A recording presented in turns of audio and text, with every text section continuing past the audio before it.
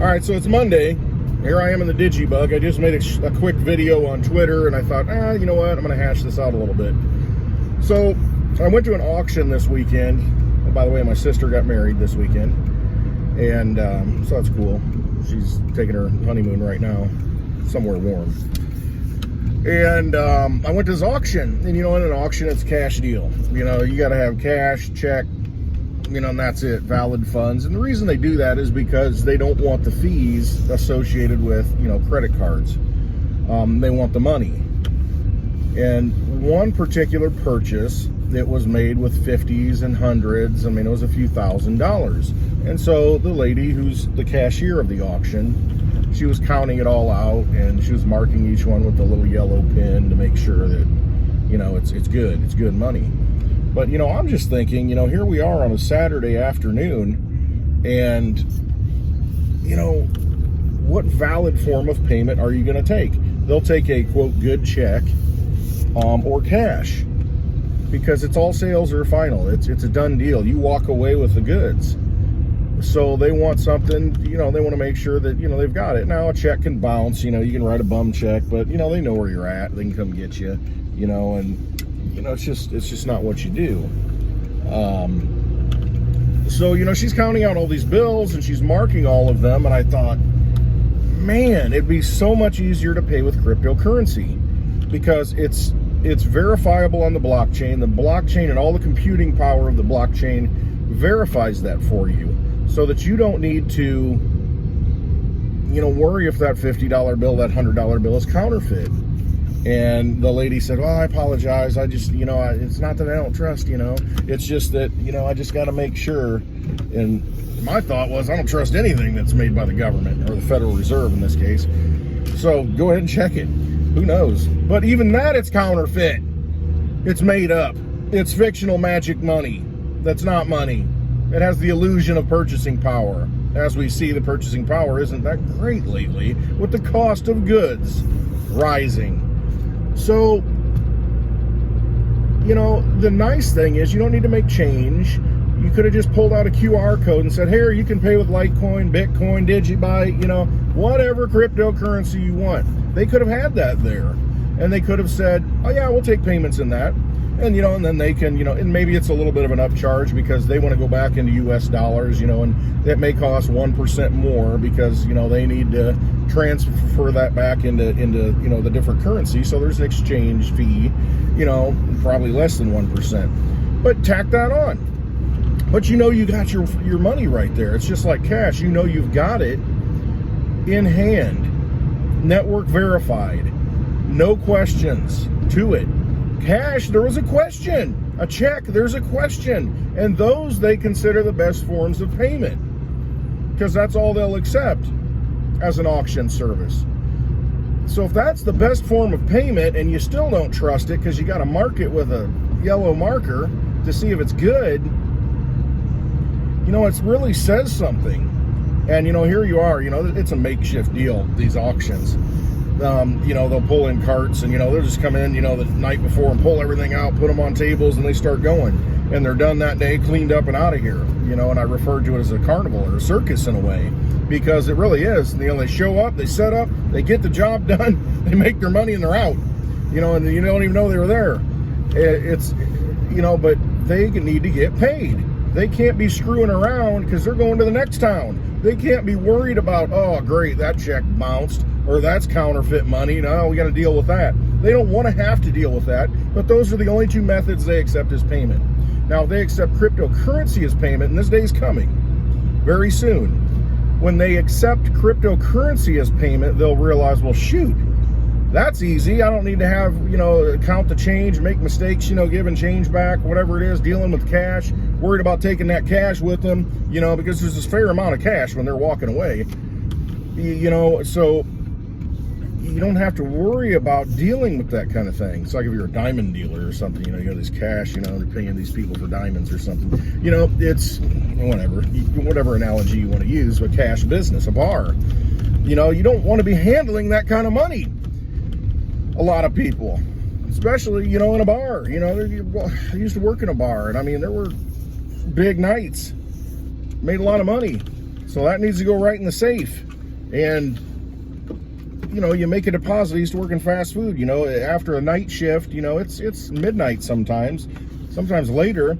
You drive by the bank and you stick it in the drop box. Somebody could knows you're doing that and that kind of thing. Grab it. It's just, you're dealing with cash.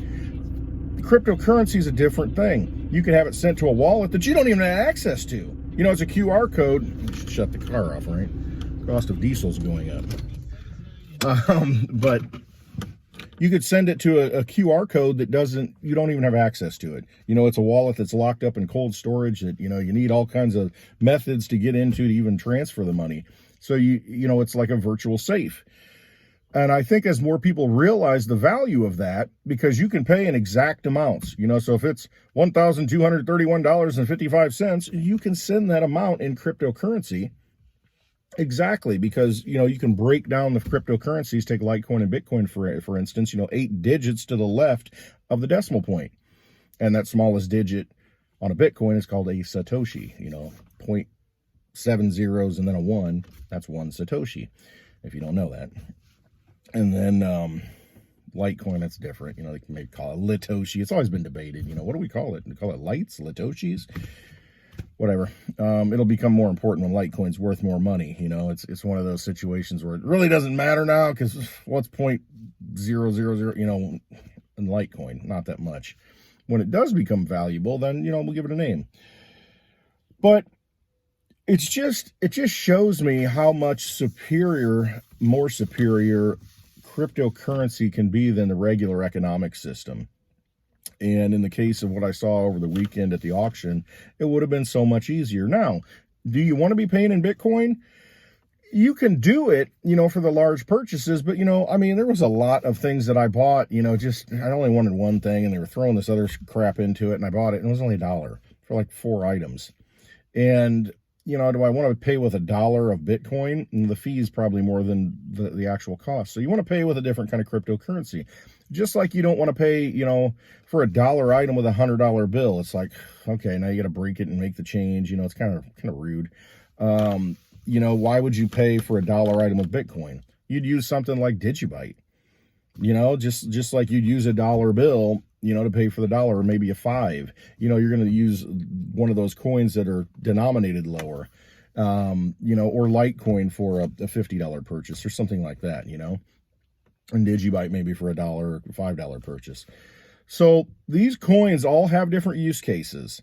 Bitcoin, you don't want to just be spending it on little things. It's like, okay, there was a house for sale at the auction. House, you bid on the house, you win the house. And, that you can purchase in Bitcoin because, you're not going to close on that house for like 30 days because they have to get the title, the policy, and make sure it's all free and clear, and the title's good, and then you get signed over. And so there's time to wait, so it's not a big deal. And it's a big purchase, and that's really what Bitcoin is. If you're buying a house, boat, property, settling government contracts, things like that, I think is where you're going with Bitcoin. Litecoin, to a lesser extent, it'll probably be buying cars with it, those types of items. And, something like Digibyte, you could use as everyday transactions, because it's fast and it can handle it. Or the 15-second blocks, I think, transaction blocks. So, but at some point, if everything goes digital, crypto, you're going to need second layer solutions. You're going to, the blockchain itself, even Digibyte, is not going to be able to handle the capacity of the world. And so you've got multiple cryptocurrencies that can pick up that slack and, write it directly to the blockchain. But I look at it as, does it necessarily need to be written to the blockchain as a receipt if you're buying a cup of coffee? You drive through, whatever fast food restaurant, do you take the receipt? Do you even care? Some people do. But you have that option, it can be a second layer solution like a Lightning network to where it doesn't need to be written to the blockchain. It's just not necessary. And then you can speed it up, to infinity, in theory. You can build all solutions on it because you're not broadcasting it on the blockchain every time you make a transaction. So the solutions will build themselves out based on the necessity. Necessity is the mother of invention. So, but we've got all these different coins that can do these different things. And, the technology will be built on these blockchains, and it will be the monetary system of the future. I see that so clearly because, it will work. And the main thing is, making sure we have good internet all over the place, to where everybody's phone can be connected. But we're pretty close to that point now. There are dead spots, but that infrastructure is going into place, and I think it's just going to continue to grow and build out to where everywhere you go, you'll be able to have a signal, and you won't have to worry about it, because that is a concern. You have to be on the internet to access the blockchain to make a transaction. Anyway, those are my thoughts. Interesting stuff. Congratulations to my sister and her husband. It's awesome. I hope they're having fun. And thanks for having us to the wedding and feeding us. It's always good to, get fed. So that's cool. Still got a cupcake in the house. And yeah, planted trees with my dad yesterday. That was cool, improving things. And I got to spend time with him, so that's good. I mean, it was a good day. It was a good weekend. And here we are Monday. Let's do it again. The crypto market took a big dump, and it recovered pretty quickly. Not fully, but it bounced back pretty quickly. So if people are looking to get into crypto, that's the time to do it. Everybody, it's hard as a human being, and I want to say everybody, as all of us. When that market's going up, you're like, oh my gosh, I got to get some of that. That coin is just going crazy. I need to get it. And Theta was that way a month or so ago. Oh my gosh, we got to get some Theta, and see it leveled out. So now has been a good time to buy in, especially with the dip like happened, just recently. Those are the times that you want to pick some up. Theta went under $10. That's maybe you should have picked some up. Same with Litecoin. Litecoin, man, it peaked out at like, I don't know if it hit 330, but it was 320, I think, maybe a little bit more. And then I saw today it was down around, I don't know, under 260, I think.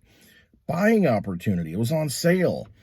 So if it looked good and you really wanted to get it when it was going up, man, when it's on sale like that, you need to pick it up if that's what you're into. And all the cryptos did that. So those are the times you want to go against your fear, because you think, oh, it could go lower. It could go lower. Yeah, it went lower. It went from 330 to 260. Buy it. That's when you want to get it. Buy it low. And if you're going to sell, try and sell it high. Nobody sells it high. One person sells at the top, the very top. So that's the time to accumulate. That's the time to acquire. Go against, what that kind of gut instinct, and I shouldn't say gut instinct, but just that emotional swing, so when you're euphoric, that's probably the time you want to get out a little bit, and make some purchases and buy something. And when you're fearful, thinking, oh my God, it's gut wrenching. Oh, look at it go down. That's the time you want to just say, you know what, mentally, logically say, it's time to buy, because it can't go down forever. There's only so many sellers. And it's not. When things swing too far one way, they're going to correct. And that's just in life. Things get out of balance. Nature wants to correct them and get them back on the level. And that's just how things work. So I've rambled long enough. I hope y'all have a wonderful day, and make the world what you want it to be. That's really what it comes down to. Manifest the reality you want to see. If you want to be happy, be happy. And by smiling, and see, I got to get better at this, but I know what to do. We all do. We just have to do it and put it in practice. When you smile, people are going to smile back at you. I mean, holding the door open, doing little nice things, it changes someone's life in a small way that then ripples out and maybe changes their family's life, because they're in a better mood and they interact, with other people and coworkers, because, that person did something nice. So they're set off on a nice path, a good path on a Monday. So don't underestimate the actions you take and what impact they can have on other people. And when you impact other people, they impact other people. So it's that whole butterfly effect, that ripple effect. Be that stone that causes that good ripple that touches, the shoreline far away. All right. Love you all. Thanks for listening. Have a great day.